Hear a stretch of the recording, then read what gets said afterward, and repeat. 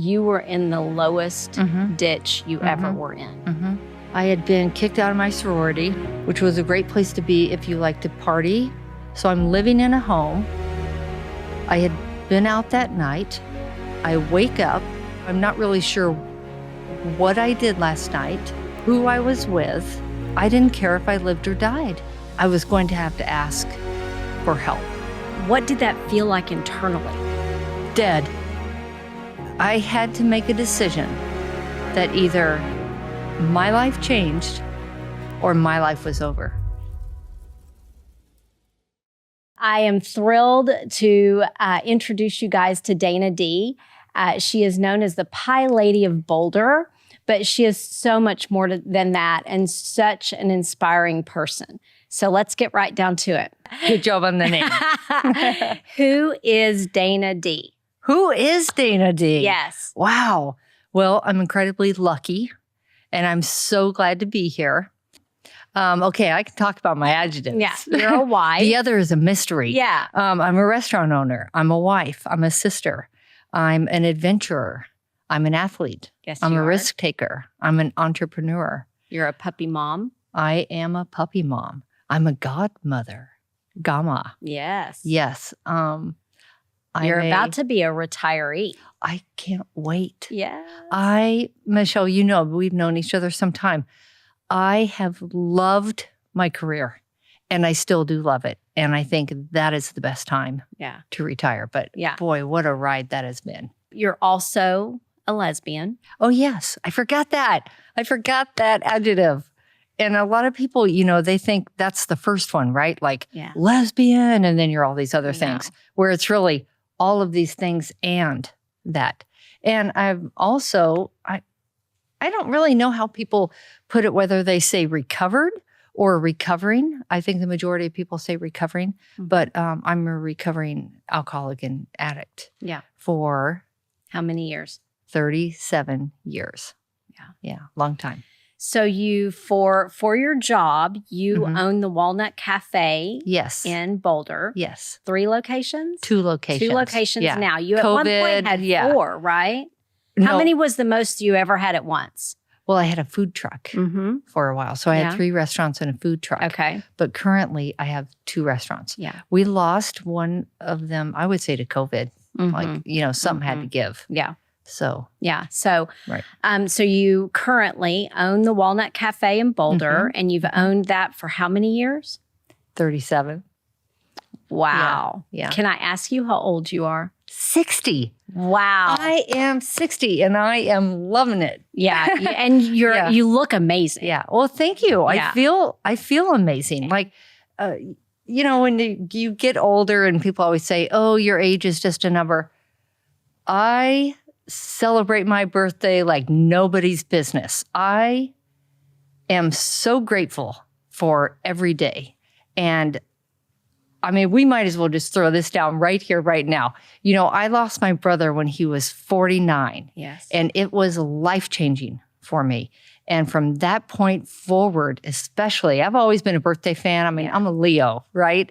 But from that day forward, not only did I take every single day, I lived with more gratitude. Every single birthday I celebrate, because I think we've all lost people that we care deeply about, and what he wouldn't give to be 60. Yeah. And so when people say, oh, I can't believe I'm having another birthday, I can't celebrate it, I'm like, you get with me. We are celebrating. Yes. Like, it is something to be celebrated, life and every day. So before we get too serious, I got to know about the pants. Oh, yeah. I love the pants. Tell me about them. Well, you told me to wear some of my favorite things. Yes, I said you do you. That's right. Yes. You do you. I'm getting pretty good at it. So tell me about the pants. Okay, can I stand up? Okay. Okay, we Sure. got to do this. Okay. Yep. Every single one of these patches is a place where I have been. Yes. Right? And I've got like my wife, her initial on here, Xantha Dana. And I had these polka dots done on here. Yes. But, you know, it's just, So you designed those yourself? I did. So if somebody out there sees these pants and they're like, I want pants like that, they have to go do it themselves. Exactly. And it's quite a project. Like, maybe this is your retirement. I don't know that I need to work more in my retirement. I got some hobbies and things in mind, but I don't know that although I do work on these pants just for fun. I'm not really like a craftsy kind of sewer sort of person, but with my pants, I do. I love the pants. I do. Yes. Different colors. Like that's just a purple t-shirt. Like, I mean, they're just fantastic. Thank you. Excellent. Thank you. Okay. So I want to talk about the moments. Maybe there have been, I know you've told me there have been more than one, but I want to talk about the moments where you were at your lowest point. I think we've all had those moments. Mm-hmm. And if somebody out there hasn't had one of those moments, then they probably just haven't been there yet. Mm-hmm. When you're at that lowest moment, when life has kicked you in the teeth and knocked you in the deepest ditch that you ever saw, mm-hmm. and in that moment, you can't see the way forward. You can't see tomorrow. You may not be able to see the next minute. Mm-hmm. Have you had some of those moments? I have. Tell me about the first one. When I was young, I had a terrific family and, just regular. In fact, I was born here in Texas. I've always been kind of a all-in girl. I do everything to the limit. Like I'm all in. And because of that, I became quite an athlete, like in high school. And did you go to high school in Texas? No, I went to high school in Colorado. Yeah. And then I went on a full ride scholarship to Colorado State University in track. And I became injured. And at that point, like I had already kind of, I already knew that alcohol for me, like because I'm all or nothing, like that was not going to work. And because of my athletic career, I could abstain pretty easily. But when I got injured, and there was nothing to keep me or to hold me back, I went all in. And as a young person and as a young athlete, that becomes your identity. Like I couldn't really, during high school and everything, I couldn't go anywhere where it wasn't like, oh, how was your meet? How was running? How was this? That becomes kind of who you are. And back in the day, right? They didn't really, when you were injured, they didn't really say, oh, maybe we should talk about that. Or that's been a really big part of your life. Maybe, we should look at that. And so I turned to alcohol. And through alcohol also, I think I was drinking at two things. My identity, the loss of that career, and as a young adult, discovering that I was a lesbian. I mean, I didn't know exactly. I mean, there was no Ellen DeGeneres. There was no Katie Lang. Even Martina wasn't out. Right. I mean, it was 1984. Yeah. And so I didn't have those role models to be like, this will be okay. There was no one. So I definitely drank at those two things. And so my lowest point was not caring about me. I gave up on me. Yeah. Someone asked me, they thought I may have a problem. They noticed my drinking and said, can you just not drink this weekend? And I noticed that I couldn't. Yeah. And that I had a problem. Was it just alcohol? Drugs? Oh, no, it was the 80s, Michelle. No, I mean, I would say that Coke really brought me to my knees. Yeah. I mean, that it's expensive and, oh, girl, I got some stories. Like, it brought me to my knees fast because you can't do that, for a long time. And I finally got to that place where I absolutely didn't care. And I had to ask for help. So think back to that moment where you were in the lowest ditch you ever were in. Mm-hmm. Describe that moment for me. I had been kicked out of my sorority, which was a great place to be if you like to party and you like women, right? So I was kicked out of there. I think I held the record for going before a judiciary board just for being a drunk. So I'm living in a home. I had been out that night. I wake up. I roll over. I don't really know. I was a blackout drinker, so I'm not really sure what I did last night, who I was with. I was at a place where I didn't care if I lived or died. I was at a place where I didn't matter. And if I was going to get out of bed, I was going to have to ask for help. I did not know how to move forward. Yeah. So when you say you didn't know how to move forward, like what did that feel like internally? Did it feel hopeless? Did it feel empty, blank? I don't want to give you the adjective. It felt, how did that feel in that moment? Dead. It felt dead. It felt like either that was when I chose life. Yeah. I had to make a decision that either my life changed or my life was over. Yeah. And how old were you? 20. Yeah. Was that your turning point, or was your turning point somewhere else? No, I think my real turning point was having to ask for help. Yeah. Back in the day, right? I had heard of Alcoholics Anonymous.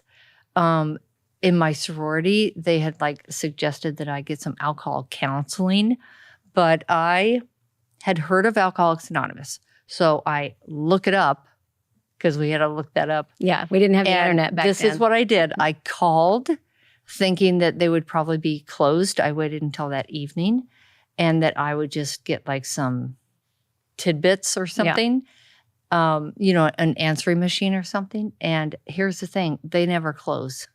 And so when you call, you actually get a person.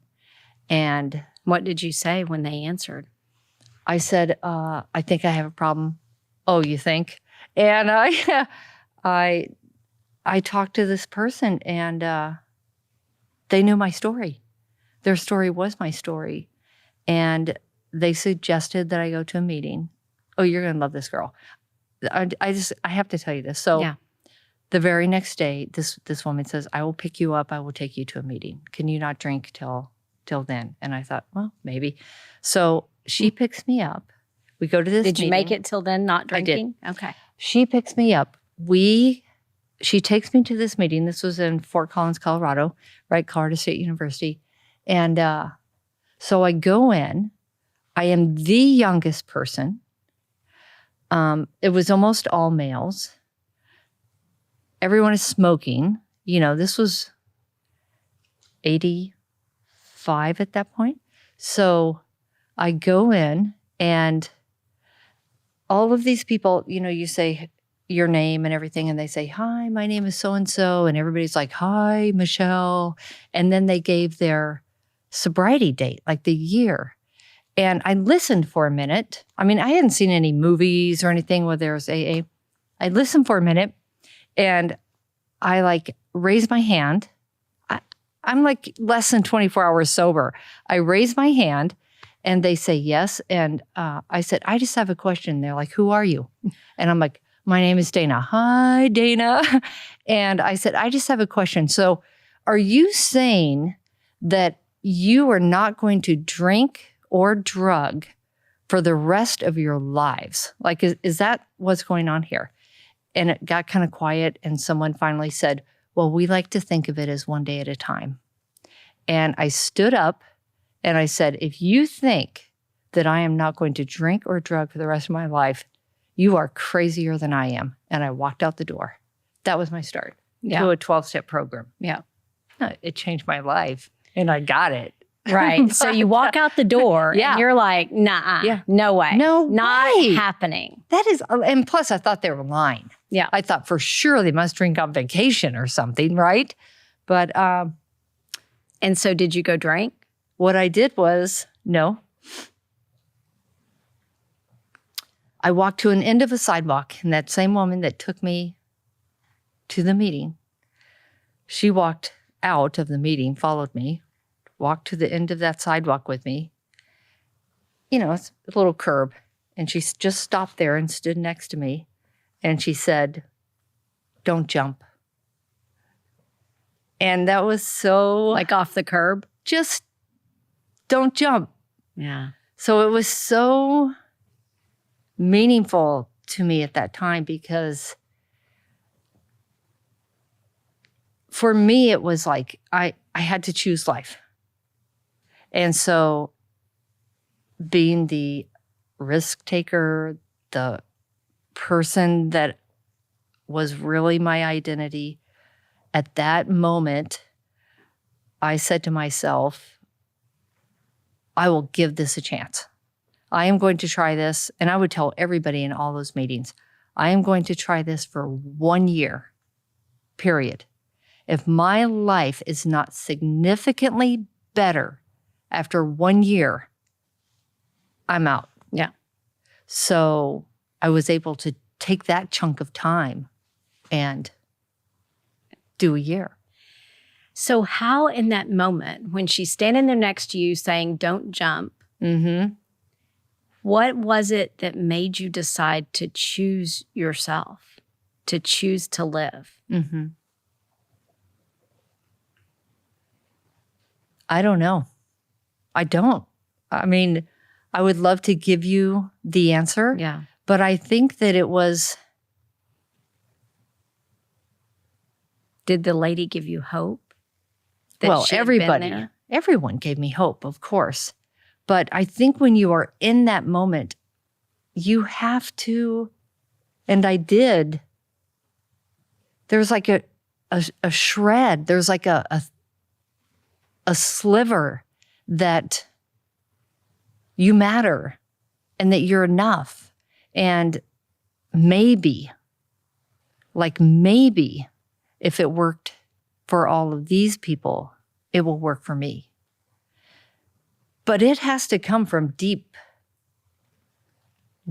within, that maybe. Right. And that's all it takes, is just that one little spark. It felt like the light had just been snuffed out, but there was still that little tiny bit. And if I could recognize that, I could get there. Yeah. At that point, were you out with your sexuality? Oh, no. I had to do all that. I had to meet my parents and say, I'm an alcoholic, I'm a lesbian. Like, no, I was not. Yeah. But were you dating men? Oh, yeah, I did. Yeah. I would say most of the any encounter that I had with women was when I was drinking, you know. But oh yeah, I dated some great, you know, guys. But it was always women who, you know, it's who makes your heart flutter, Yeah. right? I mean, where that connection is. And when did you first know that women made your heart flutter? It's hard to tell, right? But I know that this happened. I had a friend in high school who read these Harlequin romance, you know, like beach novels or something. And occasionally she would give me one to read. And I always fell in love with the woman. Like I would be reading them and, you know, you're supposed to fall in love with the chiseled jaw and whatever. But no, I was more about, you know, the description woman of with the oh woman. yeah. Like, but I didn't really realize it until, you know, I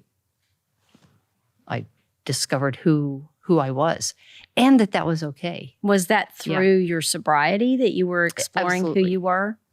Absolutely. Well, I could not get sober without coming out. I could not do it. That was going to be impossible. I had to be myself. I had to learn to love myself. And that meant every single beautiful part that was me, you know. And when I came out to my parents, I mean, it was a hard thing. My folks were very Catholic and very kind of Southern. conservative to a degree. And what year was this? 1984. Okay. And everything happened in 84. I owned the 80s.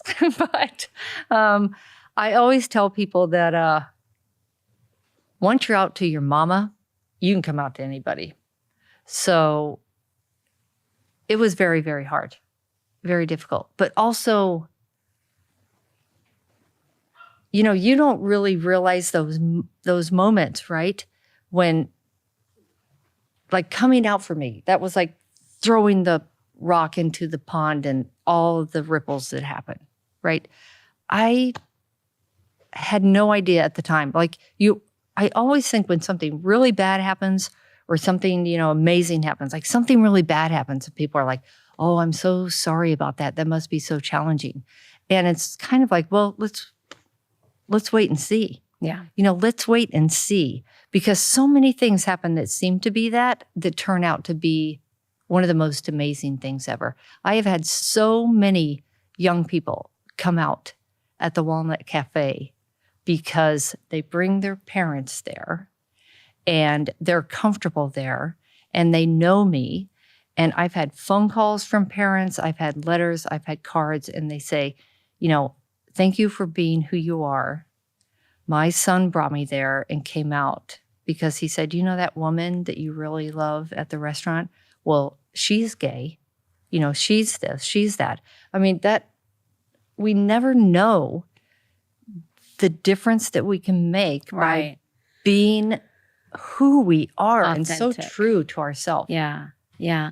So when you were at that low moment, you were drunk and high or whatever. Yeah. And you realized that you kind of felt this dead inside. I mean, in that moment, did you realize that you were a lesbian? Or was that before? Was that self-actualized? Yes, it was. Okay. I knew I was. Yeah. That was a part of what I was drinking at. I mean, that wasn't what you were supposed to be. You know, that everyone else's judgment of who I was. Right. Yeah, I judged myself. I wasn't good enough, or I wasn't, you know, why am I not like normal, right? But once I took that chance on me, I mean, you know, you start a journey where you discover, wow, you're the most amazing you can be. Yes. Like once you get there, I mean, that is a love. That's a lifetime of love. Yes. You know. So where were you when you came out to your mother? In a little cafe, like a breakfast joint in Castle Rock with my mom and my dad. And we had a lot of alcoholism in our family. And her father was an alcoholic. And that was hard for me, probably, to tell her that I was an alcoholic. I mean, I don't know which one was worse, but I also came out to our family priest before I came out, you know, to my mom, to make sure that she would be okay. Yeah. The very, really first person I came out to was a Catholic priest. Why did you pick him? I knew that it would be something, the religion piece would be difficult for my parents. And so I made an appointment with our family priest. And of course, I hadn't been practicing Catholicism since I went away to school.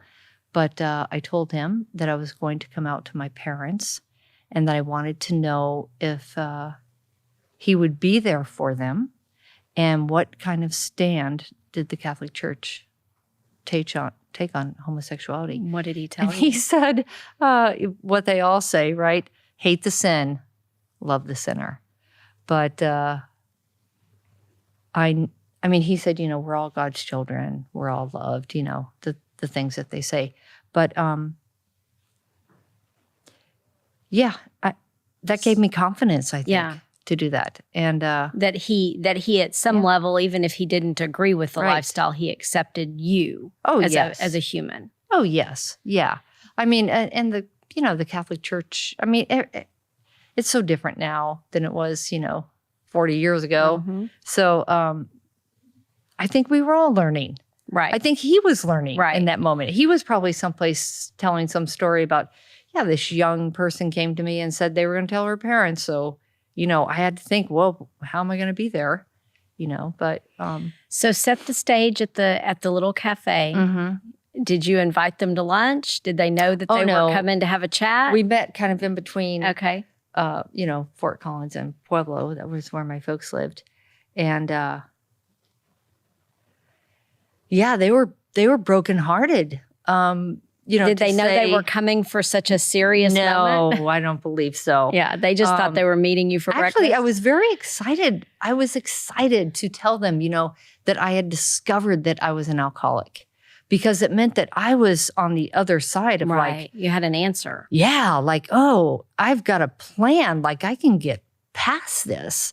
And, but for them to be for me to identify as an alcoholic is oh no, but I was the same person. Now I just had a way forward. Right. Right. And the same thing with being a lesbian, for me to be oh, that's it, Yeah.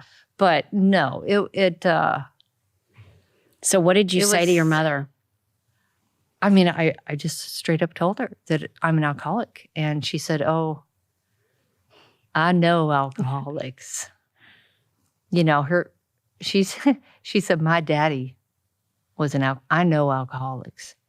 So for her to now see me as that, she's thinking, oh, she's going to be all these horrible things that alcoholics are, as opposed to, oh, she recognizes that.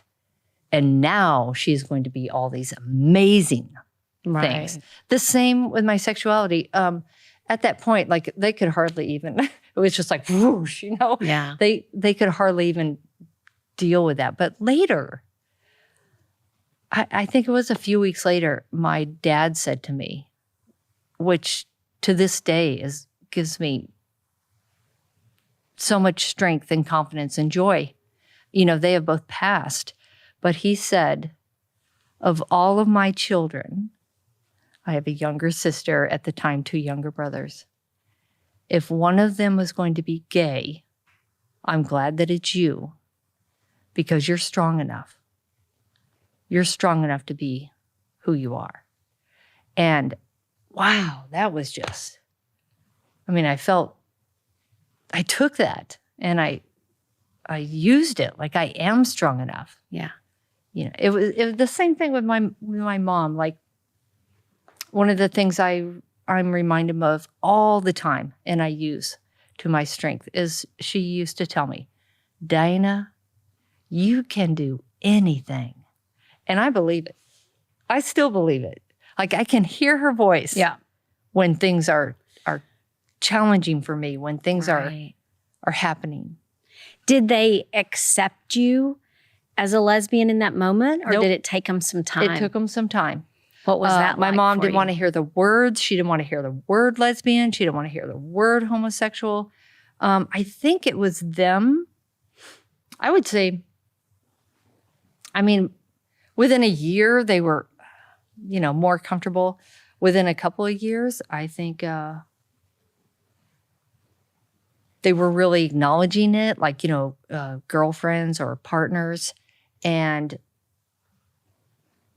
towards the end of their life, I think it was probably, they were proud, Yeah.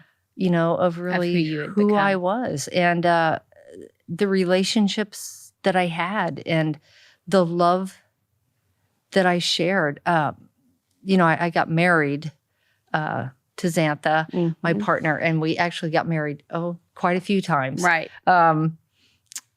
Every time that it was sort of legalized someplace, we would, get married. We happened to be in Orange County in California when they legalized it, and so we got married. Was that your first marriage?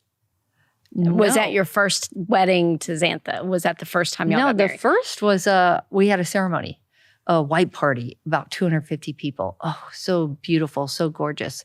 My parents were there. They actually walked me down to there was this platform over Boulder Creek. And I can remember my dad, though, saying, I had a talk with my Lord. And I said to him, I've never seen two people more in love. And that can't be wrong. And so he gave us, his blessing. Yes. And how can love Be wrong. be wrong? And so yeah, that was our big ceremony, So what but was there the was day no of that? legality Yeah. there. When was that? That was August 27th, 2006. Yes. in And, Colorado. In Colorado. Not legal. No. Just Yeah. decided to have your ceremony and commit to each other. Our friend that did the ceremonies, I think he ended it with no power invested in me. So, but then how many times have y'all been married since then? Okay, we got married, our ceremony. Yeah. We got married in Orange County, happened to be there, and then that was thrown out of the courts. We were in New York when they legalized it, and we got married. I remember them asking, well, are you legally married in any other state? And we were like, not that we know of. It's in the courts, right? You probably know the term for it all and everything that got thrown out. But anyway, so then we got married at Burning Man. Amazing. Of course, I've been there. I rode my bike to Burning Man from Boulder, which was an adventure. And then we got married in Boulder when it was legal. Finally. Yes. And this was amazing because, we were right on that edge because we kept following. And on our on our marriage certificate, one of us had to sign to be the groom and one of us had to sign to be the bride. And they hadn't changed the terminology. That's historical. Yeah. They said if they thought that if they changed it, that it wouldn't be legal because it had to be on that document. So how did y'all decide who signed which one? Xantha decided she wanted to be the groom because she always wanted to marry a woman. So that was it. That's beautiful. Yep. And I'd marry her again. Yeah? You bet. Yes. Yes. So, okay. So we talked about your sobriety moment. Yes. Have you had other moments when you felt you were in that ditch? Oh, well, I've learned a lot. So I know about that ditch now and You know to look out for. Oh, yes. And one of the greatest challenges I've had most lately was COVID. Yeah. I mean, we had 3 restaurants when that day in March hit, and I had to make a decision. We were deciding whether or not we would shut down even before they made us shut down. We had an all-staff meeting, and there were, 100 employees. And Xantha and I are talking to them about, what might happen. And, they were young people. They had questions. Those low moments I can now recognize and look at, okay, what am I throwing at this, right? And if I stop and I'm patient and I pay attention, then I can recognize what's coming. That has been one of my greatest gifts in sobriety, is being able to just stop, be in the moment, pay attention. What is happening here? And how do I move forward? What is the next right thing? Yes. I live by that. What is the next right thing? Yeah, so that was... So March 17th of 2020 was the shutdown? Mm-hmm. And your restaurant's completely shut down? Yes. Yeah. Your employees are out of work? All of them. What did you do? What was the next right thing from there? I recognized this was happening. I talked with Xantha and I said to her, you know what? This is it. We were planning on retiring in that year. And I was like, no way. It was like being a player in a game and you say, throw me the ball. It's the last shot. I want it. This is a time for leaders to lead. We we have to. We are the decision makers and we have to do this. And I remember saying to her, we are going to look back on this moment and it will be like, who were you when this pandemic hit? What did you do? What were your actions? And so we planned it. I can remember this, sitting at the dining room table. We were sitting on about $45,000 worth of inventory. And we came up with a plan with the kitchen managers of how to distribute that food to our employees. We made hot meals. We did family style meals. We would just have the long counter full of like produce and eggs and cheese. And, they would just come in and shop basically. And then, I have given and given and given and given. When you're a restaurant, like, where do you go when you have a fundraiser? Where do you go when you need something? I have never said no to a school. Like, can you give a gift certificate? We're having this raffle. Right. We're doing, can you provide food for this? Can you do that? And so I felt like, the karma train just like came full circle because we were devastated. And I knew that our employees were going to need a lot of help. And Xantha and I did a little video and just said, so many people came to us and said, how can we help? How can we help? Right. How can we help? And we said, you can send money. Like, we are not doing a GoFundMe. Like that, some of that money goes to them. You know us. You trust us. We've been here. If you want to help, everything that we get, we're going to use to help our employees. And we held like office hours at the restaurant, and people came in with a pile of bills and said, this is due at this time, this is due at this time. And, there wasn't any help at that point, like PPP or any of that stuff. And so we just kept everyone afloat. There was a lot of times you'll hear, the restaurant is like family, the Walnut family. But we really had a family, a big one. Yeah. And we took care of them. And I'm so proud of that. And I'm so proud of the relationships that we had with the community, that they were able to give to us, to give back to us. It was amazing. Just, I couldn't believe the outpouring of love. It was an outpouring of love. We just got showered. It was so good. When did things start turning around for your restaurant? Well, they're still turning around. Boulder has had one of the longest mask mandates, and so they're still turning around. But we feel like we've had to like blow people out of their houses.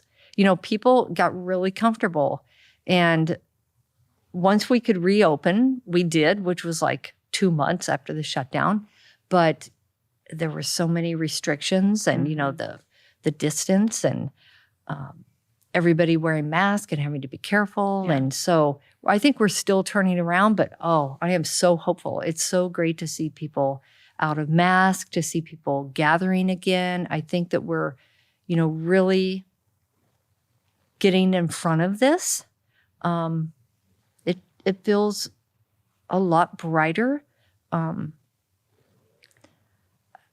can't help but think we just recently reopened that King Soopers, and that was such a thoughtful, beautiful ceremony. Mm-hmm. And so, just for those who don't know, the King Soopers is the grocery store in Boulder. Yes. Where there was the mass shooting. Yes. Okay. We were so it was right closed around for a while.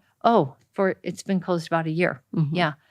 We were right around the corner from that shooting, and for Boulder, for the community, for all of us, it was heartbreaking. Like, heartbreaking. Like, you've got COVID, right, and then you have this happening, right? But when you talk about the moments, like, when that for me felt like it was turning around. It didn't have anything to do with restaurants, but Right. it had to do with my community. Yes. And they did such a thoughtful, beautiful reopening, like almost a reclaiming Yeah. of that store, that it felt like at that time, like, boy, everything's getting better. Everything's getting brighter. Everything is looking up.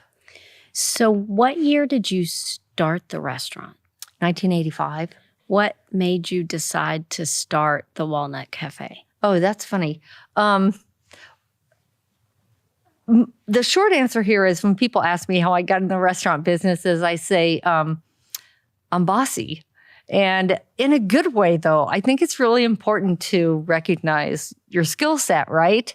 And it seemed like when I was an employee, whatever I was doing, I had ideas about how I might do it differently if I was like the one tier up. And so really to make it in the restaurant business, as a small business, you need to be owner, operator. I can remember working in a little restaurant and thinking, I would see people stealing food, servers, line cooks, all that. And I would think, if I owned the restaurant, I would have people eat for free. Like people, they wouldn't be taking food and doing all that nonsense if you just fed them. Yeah. So there were all these little things that I would think, if I owned the restaurant. So it's probably better that you get yourself in that place, if you are that way. Right. And it has been the greatest part of being in the industry has been the people. Yeah. Not just the customers, but, every employee. And so I always tell people, I'm in the people business. The product is food, right? And it better be good.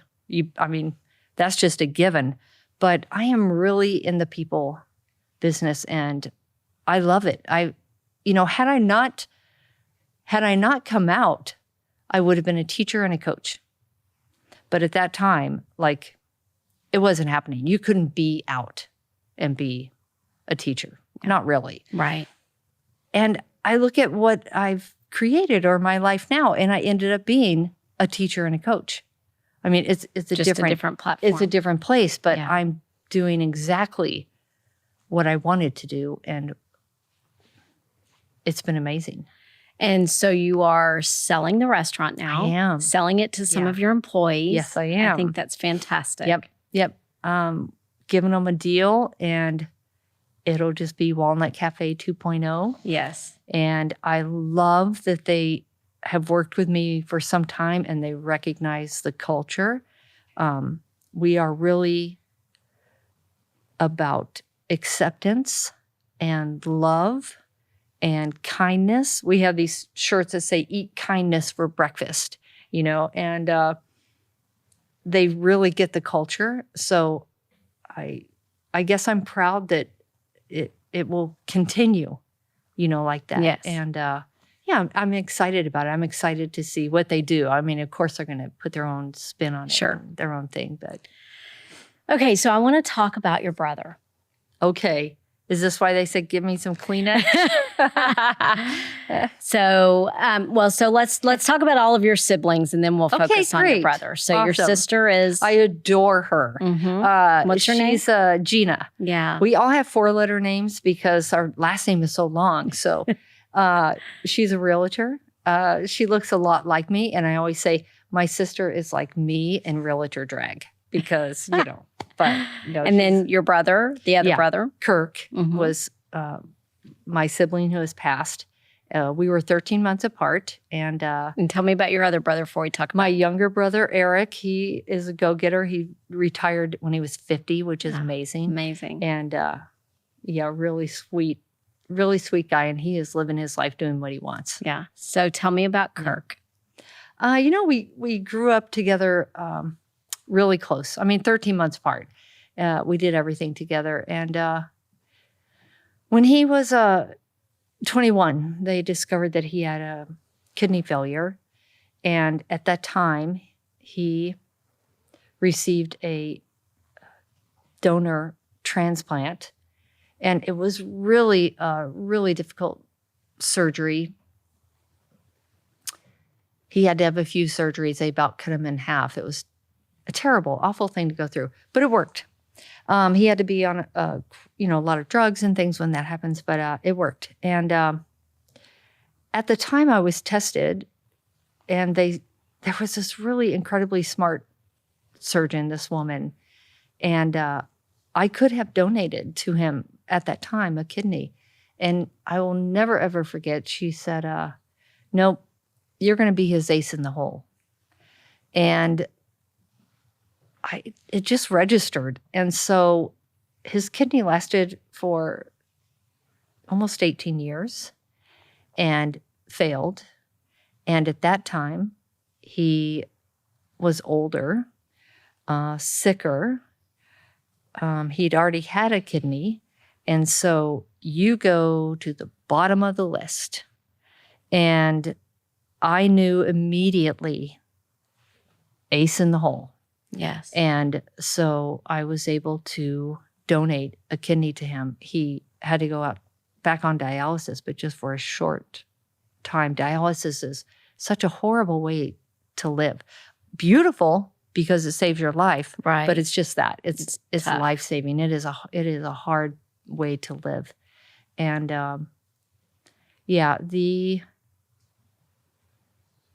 When was the surgery when you donated to him? February 17th, 2006. And this is why you gave me that Kleenex, girl. One of the most beautiful days of my life. One of the hardest and one of the most beautiful. You cannot describe the connection that you have with someone when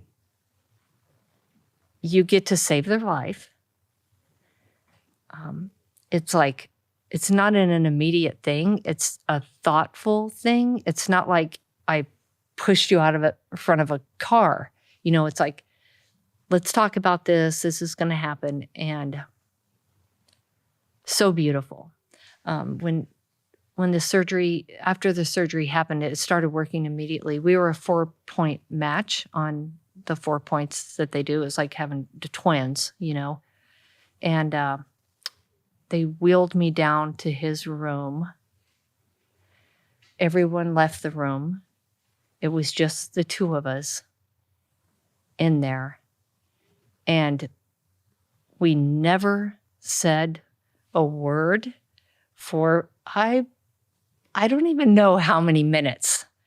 And I've never felt so much gratitude and just the pureness of that love and that moment. It was amazing. Yeah, it was life-changing. Yeah. So tell what happened with your brother. Okay. Well, it was so amazing. It started working immediately. It was so great. We recovered together. Xantha took us back up to Boulder, and she took care of us, and he lived for 5 more years, and it was amazing. Like he said he never knew he could feel so good. Like the kidney was such a great match that he was able to be on much less of the anti-rejection drugs. I used to just kid him and tease him that he not only got my kidney, but he got my DNA because he started cycling, he was doing all these things, and it was just great. It was just wonderful. And he got cancer, and, cancer took his life. I mean, it was spreading quickly when they found it. And cancer took it. And what kind of cancer did he get? It started in his liver and they tried to get it, but could not really. And then moved to his blood, we believe, like he had a blood disease happening. And it was a really, really hard such a hard time. I knew him and I was so connected that, we basically had to make a decision. They said they could keep him in the hospital and his kidney would fail. He would have to go back on dialysis and that he might not leave the hospital. And I really knew that, we had talked and he did not want to live like that. Yeah. And I was with him when he passed, and that was another beautiful moment. Challenging, yes, whenever that happens, but. Did you feel in that moment that part of being human, part of the human experience includes being there when your loved one passes through to whatever is on the other side? It's a gift. If you can be there, it's a gift. How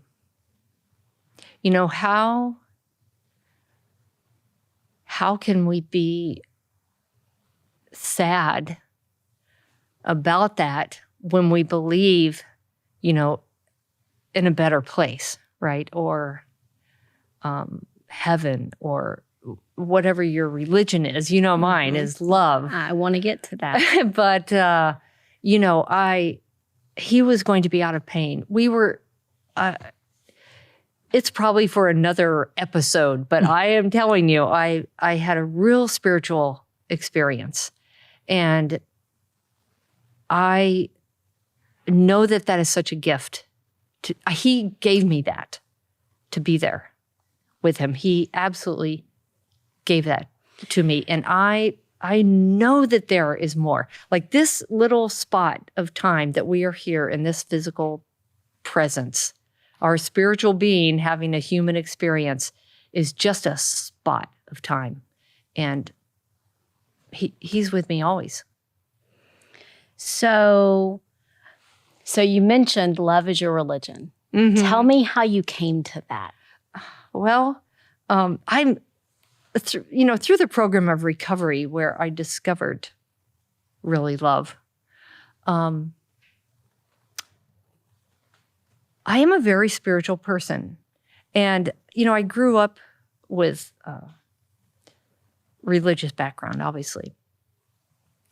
In Catholicism, Jesus Christ. And I always say, Jesus is just all right with me. I'm a believer in this sense of that is someone I would like to sit here on the couch and have a conversation with. Now, he might have something. I think you could get him booked on my show. I think he might have something to say about what we've done with his religion. Yeah. Like, I always think if people were more Christ-like, how awesome would that be? But it's the only thing that I could settle on, that I could really get behind, right? Love, kindness. Like I am a real kindness crusader. Those moments are why we're here, what we live for. Once you know that you're enough, everything else, like just who you are and how you act and your actions and the decisions you make and recognizing the choices, and such a amazing, beautiful journey when you can stay present and pay attention. And love gives me that. Love gives me, it lets me recognize the pink orchids behind you in this beautiful set and everything. Yes. If I can be attentive, it's everywhere. And do you feel that is the root of what we call religion or God or Jesus or whatever we believe him to be? Absolutely. Or she. Absolutely. you can substitute love for God everywhere, right? I have this thought of like, the drop of water in the ocean. Like, I am love. All that I am is love. The same for you. And so when people say, if I can recognize the God in you, if I can recognize the love in you, right? Our God and all of that can seem so different, but love is something we can all relate to. We know a sense of that. Like, your love is probably the same as my love. Our gods may be different, when you look at religions, but no, I think that is the one truth that constant. We all experience. We all do. So if you were going to speak to that young woman in 1984 who was laying in that bed and felt dead, couldn't see tomorrow, and she couldn't see the path in front of her that you have been able to lay, what are the 3 pieces of advice you would give her? Wow. When you put it like that young woman laying in that bed, girl. Well, but I mean, isn't that the point that it is? There is somebody out there, Dana, this. Yeah. There is young woman, young man out there who is having the experience you've had, Mm-hmm. who is in the ditch, in their lowest moment, Mm-hmm. and they can't see 2 feet in front of their face, and they think they're alone. Yep. They think that is the loneliest moment they've ever had, and that nobody has ever experienced that before. Mm-hmm. What can you tell them to give them that hope? Mm-hmm. What have you learned? Wow.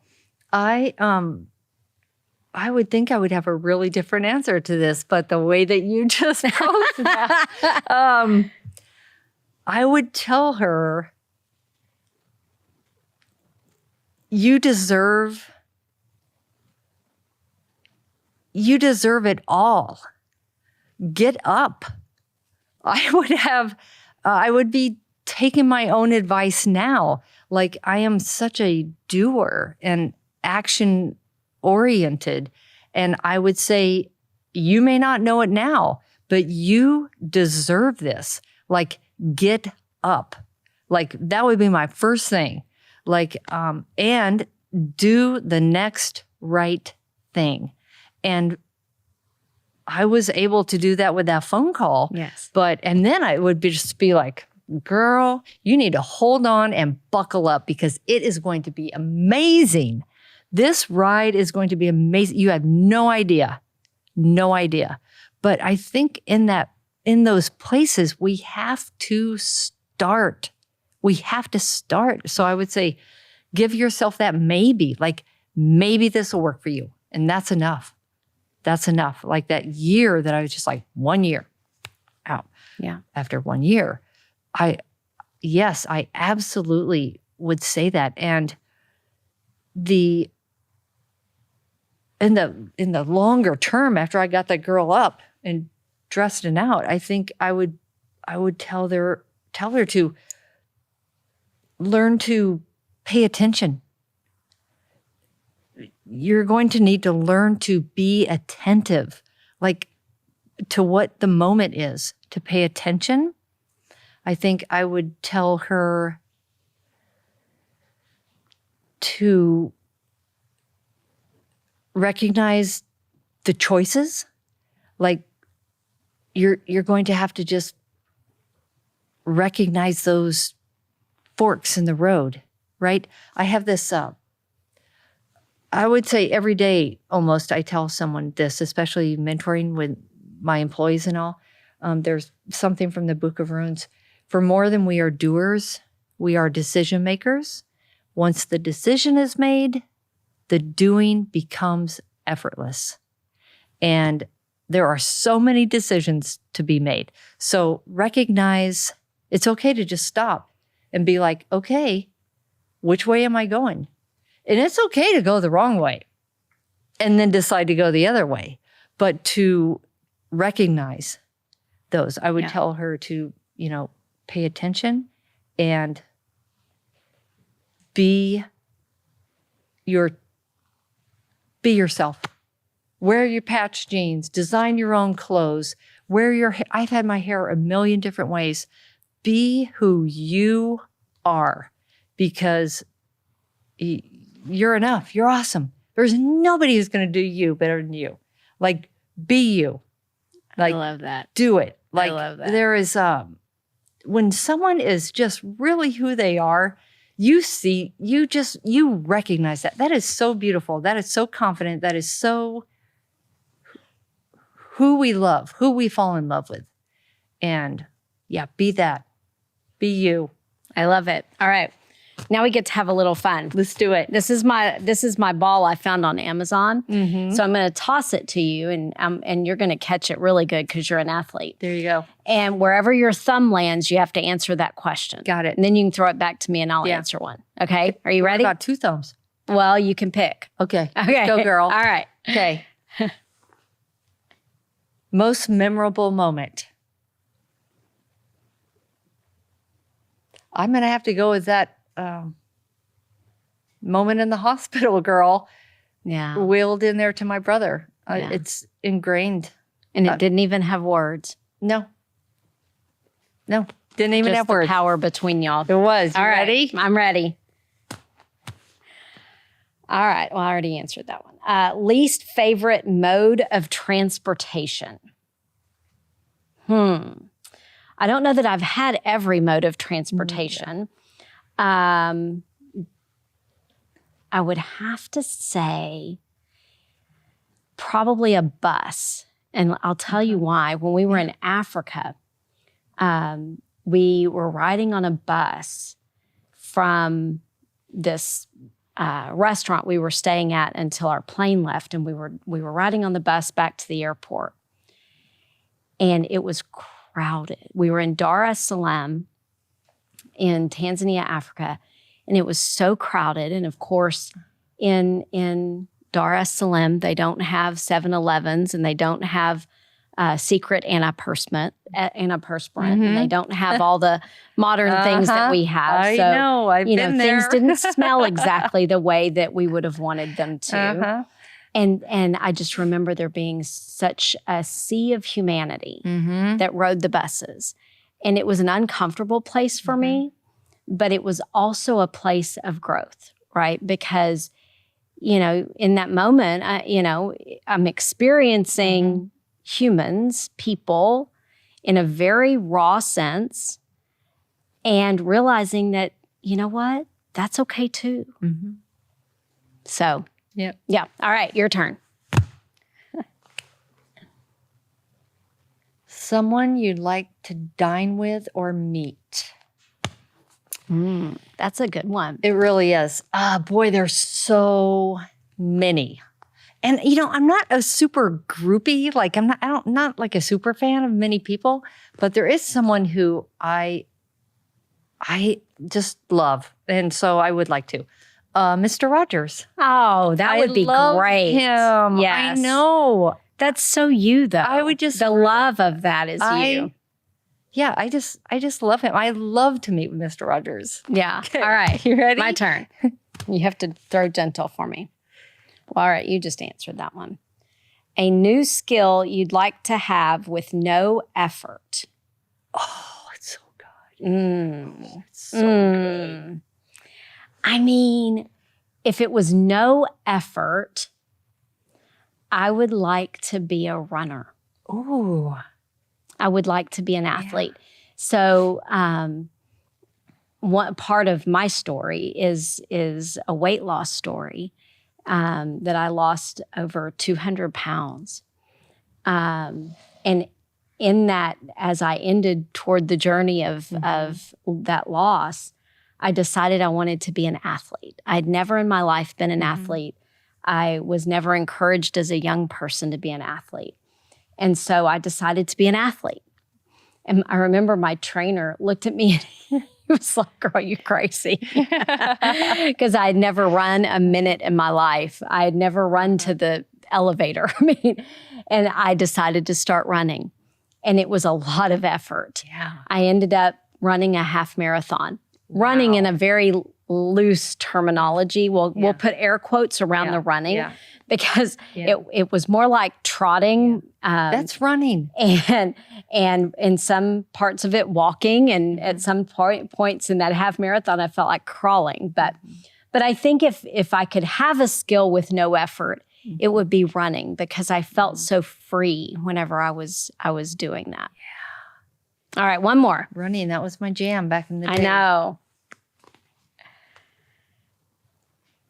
A sound that you love. Oh. Wow. Oh, I know this. I was just telling someone this. That is so funny. I get to hike frequently in the winter and in the snow, we're in Boulder, Colorado. One of my favorite things is to hike. I'll get up in the mountains. I lay down in the snow and I listen. It sounds like a song, to the sound of the silence. It is amazing. Like you can hear your heartbeat. You can hear. Because it's not really silent. No. Yeah. I mean, it is so silent, but you can hear like maybe just the snow dropping from a tree branch. Or I guess what I love about it is that it puts me really in the moment. Yeah. Just so in the moment. Every breath, every tiny little sound. I love that sound. Just the vibration of the earth almost. Yes. It's very grounding. It's very Boulder. I love very that. Grounding. Every person who hikes with me, I generally make them do that. I'm like, come on, this is when we lay down in the sun. We listen to the sounds of silence. Ready? All right. Okay. All right. Last one. A major decision. Wow. Goodness. Oh. Well, I would say one of the major decisions was to have this show. Yes. And to tell the stories of my friends who are real people that have made an impact on me. So I appreciate you being on the show. Thank you. I appreciate you. Yeah, it's been amazing to tell your story. Here we go. This has been Dana D. She told me I didn't have to say her name again because I might mess it up. Derricksweiler. How's that? So I hope you have enjoyed meeting my friend Dana D. I want you to take away from her the thing that I learned from her and that has been so meaningful to me personally. And that is that basically it's all about love. Whatever the differences are that we have with each other, with other cultures, other religions, other sexualities, other whatever, we are all the same at one basic point, and that is the love. We all have love, we all share love, and we all give love. And Dana has been an amazing inspiration to me personally whenever she told me many years ago that love was her religion. That really gave me a new perspective on the commonality that we all share, even when we're all different.